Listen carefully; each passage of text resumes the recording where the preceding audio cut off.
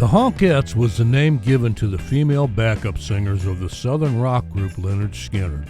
From left to right, as they took their places on stage, were Leslie Hawkins, Cassie Gaines, and JoJo Billingsley. They were hired individually in November and December of 1975. Each one of them had their own distinctive voice, which they would blend together in sweet harmonies, creating the perfect backup sound around some of Lynyrd Skynyrd's iconic songs. The Honkettes were brought together, created and named by founding member, singer-songwriter Ronny Van Zant. JoJo Billingsley was hired without Ronny even hearing her sing. Ronny looked at her and said, "She'll do just fine." Ronny always had an uncanny knack of hiring members and making musical adjustments in the group that worked. This is just another of many. So let's see if we can sift through all the Lynyrd Skynyrd folklore, go over what it had to say, and give these girls a little of the spotlight in this video. Leslie Hawkins was first hired by Skynyrd in November of 1975. She also had the most professional experience of the three girls, as she had been doing recording sessions and working with the band Wet Willie and singer Billy Joe Royal.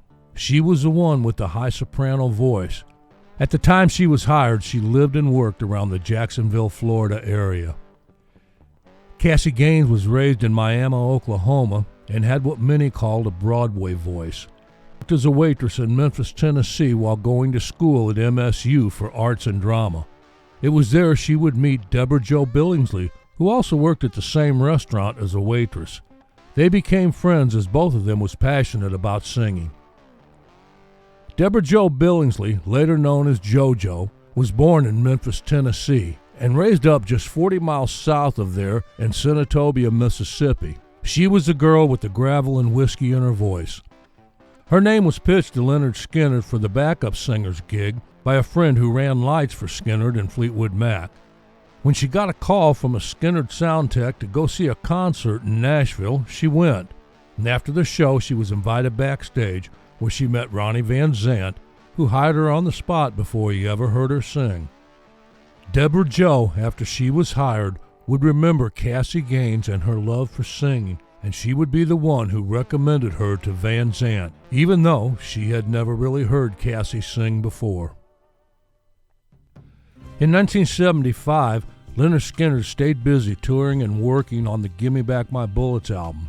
Ed King had left the group, and to be honest here, the group wasn't keeping up.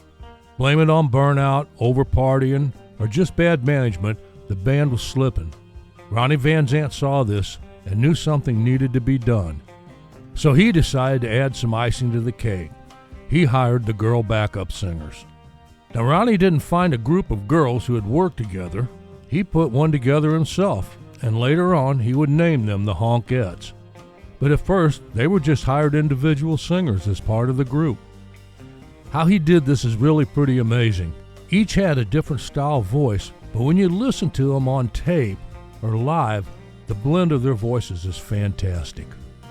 They started touring with the band in early 1976. I'm guessing their first show with the group was on or around February 6, as JoJo Billingsley said that they had a few rehearsals at their studio in Jacksonville, Florida, and then they were off to England to tour.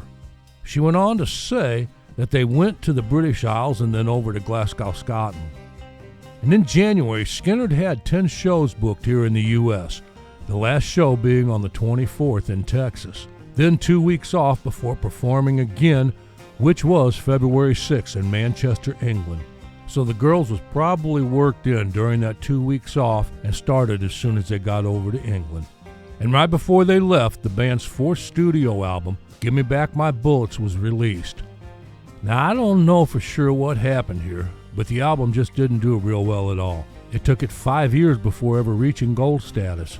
It hit number 20 on the charts but faded away. The producer on the album was one of the best in Tom Dowd, and the boys really liked him.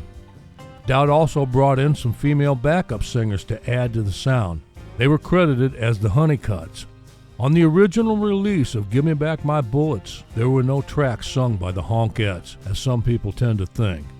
They did re-release the album with a couple of bonus live tracks that the Honkettes did sing on and are credited for as such. but there is no Leslie, Cassie, or JoJo on the original Gimme Back My Bullets album.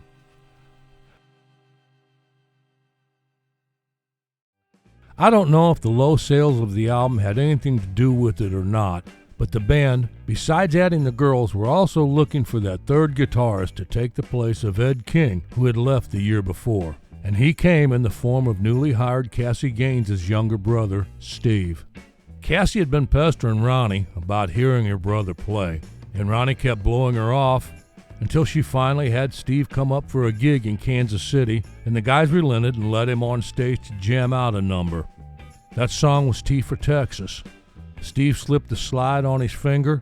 Ronny heard him play through a solo and looked at the girls who were standing behind the amp line and simply said, "This is number 3. Ronny made up his mind on the spot, and again, he was right on with his choice. If you want to know more about Steve's life and his hiring on with Skynyrd, I have a video on him on the channel. I'll put a link up right here, and it'll get you there. By this time, the girls had their vocal parts nailed down, and along with guitarist Steve Gaines, who was hired on May 11th, this really seemed to light a fuse under the band, and in a short time they were ready to record what I consider one of the best live rock and roll albums ever, One More from the Road. It was recorded at the Fox Theater in Atlanta over 3 shows, July 7th, 8th, and 9th of 1976. Listening to the album, the Honkettes really shined. Besides doing backup with Ronny, they had JoJo worked in on some of the harmony parts, along with bass player Leon Wilkeson. I think adding the girls, along with getting back to the 3-guitar sound, jump-started the band, and at this point in time was probably the best they ever sounded. So the party rolled on into 1977. In April of that year, they'd start to work on the Street Survivor album. The Honkettes on the album cover is credited with singing backups on the song That Smell, and Leslie got credit on her part of the song One More Time. The album would be released on October 17th, just 3 days before that fateful plane crash that ended it all.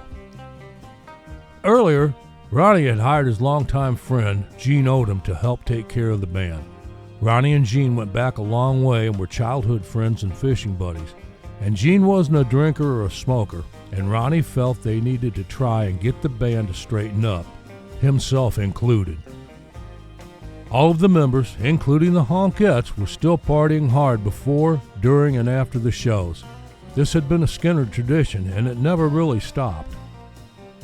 Now, JoJo Billingsley was not on the plane when it crashed. The reason why is, she said she went home and was trying to clean up. She was physically and mentally sick, but that Ronny had called her and asked her to come back and meet them in Greenville, South Carolina, which is where the plane took off from before heading over to Baton Rouge when it crashed in Mississippi. She said she heard a voice tell her while she was on the phone to Ronny to wait. She did, saying she would come back and meet up with them in a few days later in Little Rock, Arkansas. And then she dreamed the plane crashed, which it did. But there's some who say that Ronny had actually fired JoJo from the group, and that he was planning to get rid of all the girls because it was causing problems within the band. What were those reasons? Well, there's not enough time to cover them all in this video, so I'll just say, I take any story I hear and read about Lynyrd Skynyrd with a grain or two of salt, and when it comes to sex, drugs, booze, and rock and roll, I do know anything is possible. JoJo stuck to her story until her death in 2010. The comment section's open, and you all can have your say about it there. Cassie Gaines was killed in the plane crash. She wasn't killed instantly, and the story told by piano player Billy Powell was that he was with her and she was bleeding severely from her wounds and died before help could get there. Leslie Hawkins survived the crash, although it took her years to recover from her injuries. She still has issues with them even today. She suffered a concussion, 3 cervical fractures, and facial injuries requiring plastic surgery. She was partially paralyzed and suffered permanent neurological damage. Her insurance premium was not paid for some reason at the office of Skynyrd, and Leslie was left with major hospital bills to pay and unable to work. She's pretty much kept quiet about her days with Skynyrd. She did say that her and Cassie were close during the time the group was going. The amazing thing about the Honkettes is that they'd never sang together before and were brought together, and just like the Skynyrd boys, they seemed to have a chemistry up there, blending their voices and backing up Ronny Van Zant's vocals. It was a perfect fit, and it didn't take them long to get it all together with their voices. I always enjoyed watching and listening to the Honkettes. I can't say I had a favorite. They were all good looking and all had great voices.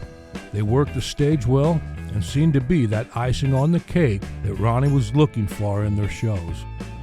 So no matter what Ronny Van Zant was going for at the time, looks or talent, I say he got both and then some, putting the Honkettes together. I have quite a few videos on the channel about Lynyrd Skynyrd, and I'll put the playlist up right here so you can go through it. As always, feel free to leave comments and your thoughts and some of your Honkette stories. And I know there's quite a few different stories out there. If you haven't subscribed, please do, and hit the thumbs up button and share this video. It helps the channel grow. Thanks for watching.